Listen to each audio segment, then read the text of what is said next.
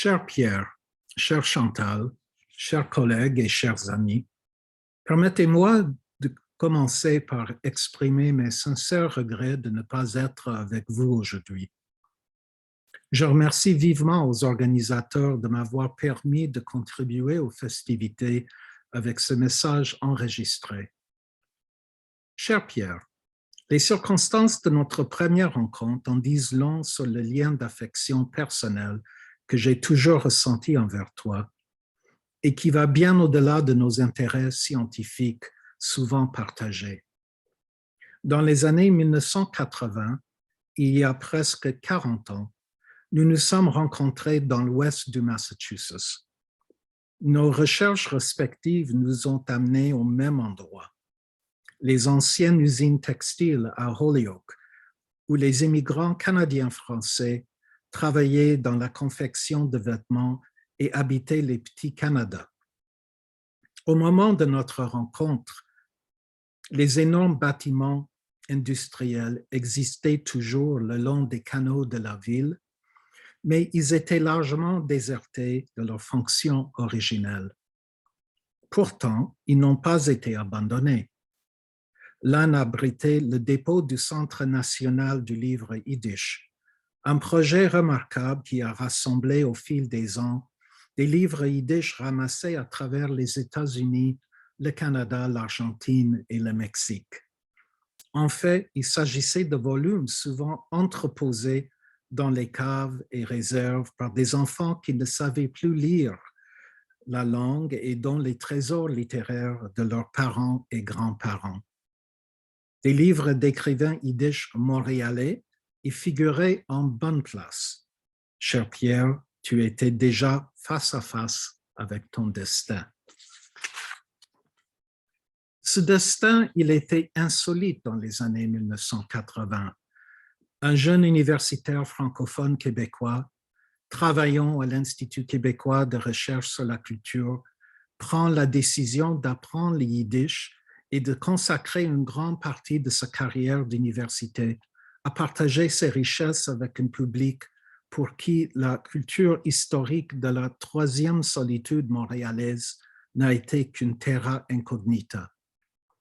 Depuis 4 décennies, tu consacres tes énergies à explorer les réalités des communautés juives du Québec, le tout dans le but de se détourner un regard trop souvent exotique et excluant en un autre, cette fois-ci caractérisé par le dialogue et l'échange. J'ai été ému par ton parcours parce que j'avais une idée du défi auquel tu étais confronté.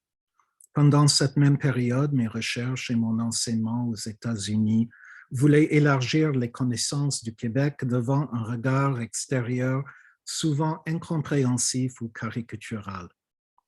Je sais également ce que c'est d'être à la fois apprécié, mais parfois soupçonné d'être un trou foulant des terrains que certaines tiennent avec un grand sens de propriété.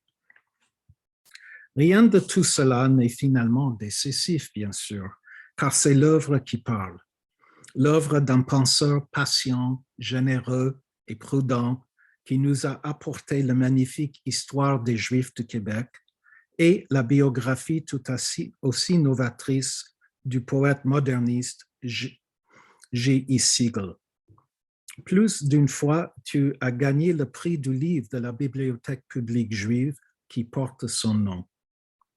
Votre récente co-direction d'un recueil d'essais sur la communauté chassidique de Montréal est la première du genre à paraître en français et servira, comme vos travaux antérieurs, à insister pour que le trop fréquent sensationnalisme journalistique cède la place à une réflexion sérieuse. Vos traductions écrites de tant de grands poètes, essayistes et militants yiddish sont prépondérantes dans ce qui est maintenant un corpus à la disposition des francophones qui cherchent à découvrir une dimension essentielle et vibrante de l'histoire sociale de Montréal et du Québec, riche en leçons pour les façons dont nous concevons vivre ensemble aujourd'hui. Aujourd'hui, Pierre, je te tire mon chapeau, moi qui cherche toujours ton chapeau, et me réjouis quand je le trouve, lors d'une lecture publique, d'un colloque, d'une conférence ou tout autre événement qui nous rassemble. Même si tu prends ta retraite, je sais que je continuerai à te voir à plusieurs nouvelles occasions et toujours avec le même plaisir. Merci pour ces années d'amitié, Pierre. Bonne retraite et bonne continuation.